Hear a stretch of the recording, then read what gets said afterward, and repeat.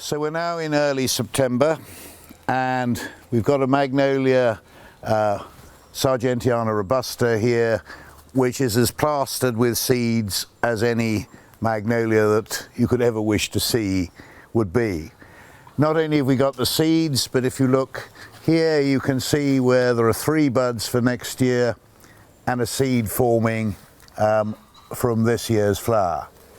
But if we look up at the tree, you can see that the branches are literally breaking down with these enormous seeds, and that the whole tree is plastered in seed. The seed pods have turned a bright red, and soon they will start to split to reveal individual bright orange seeds. That hasn't quite happened yet, so these seeds are not ready to be picked and collected, although you might think that they were.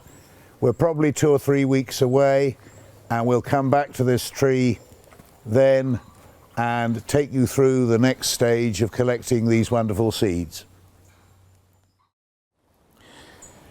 So here we are standing under the same magnolia that we were standing under about a fortnight ago, and we were looking at these extraordinary seed pods, and we were saying that they weren't ripe because the seeds weren't bursting out of them, but now they are.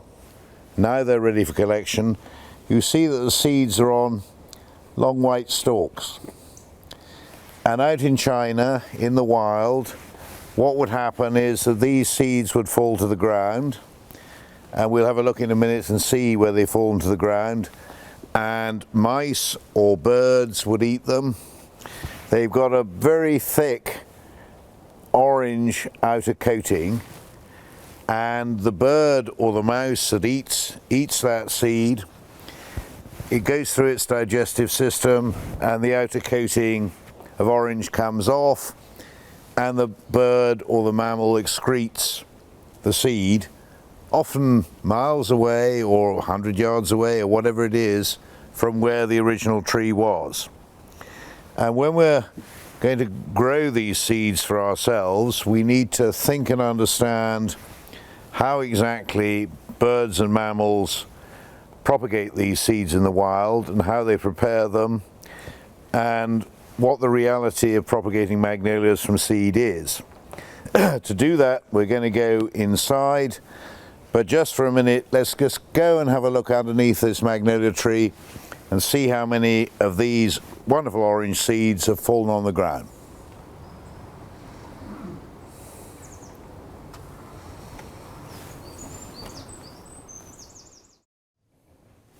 So we've come inside with a few magnolia seed pods, and we've got 1 or 2 that are still very red and not ripe, and the seeds are not bursting out of them.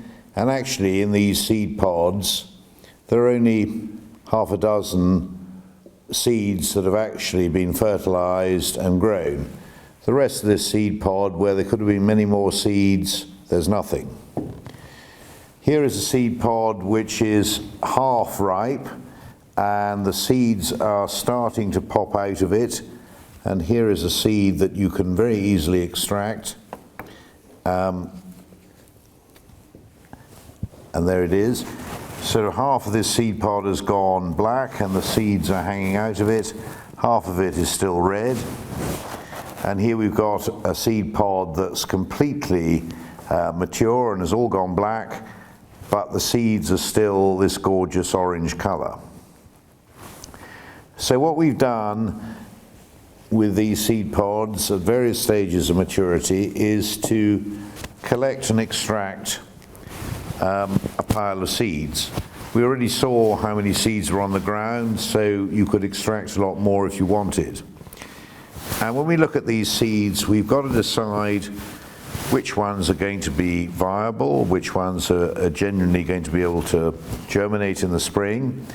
And if you pick out a small one and we squeeze it a bit,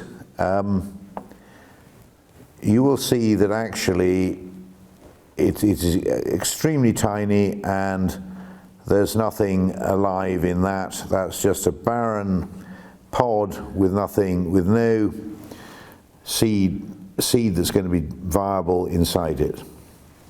If you look at some of these other larger ones, they're clearly much more swollen, and if I was to cut that in half with a sharp knife or with a pair of secateurs, you would see that it was green in the center. And so what we're going to do now is store these seeds and put them away for the winter. But because these seeds are designed to be eaten by animals or birds, they've got this strange outer orange coating.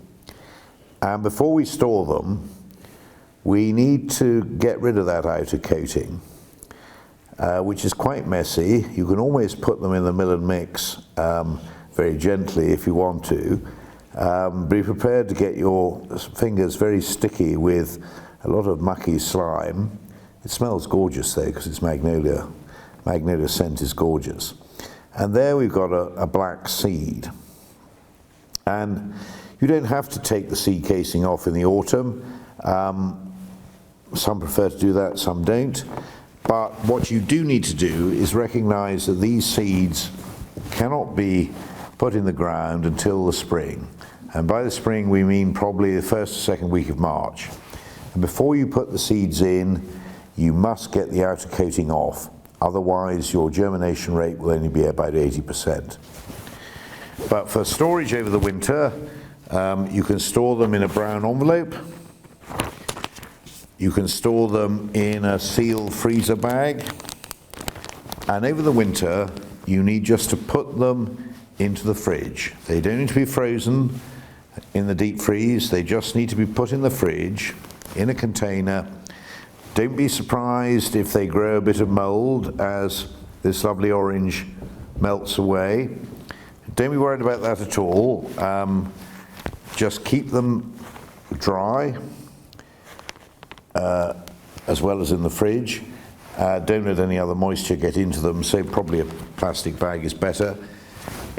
But before you plant them in the spring, you must get the orange casing off. And you can do that now or in the spring. When you plant them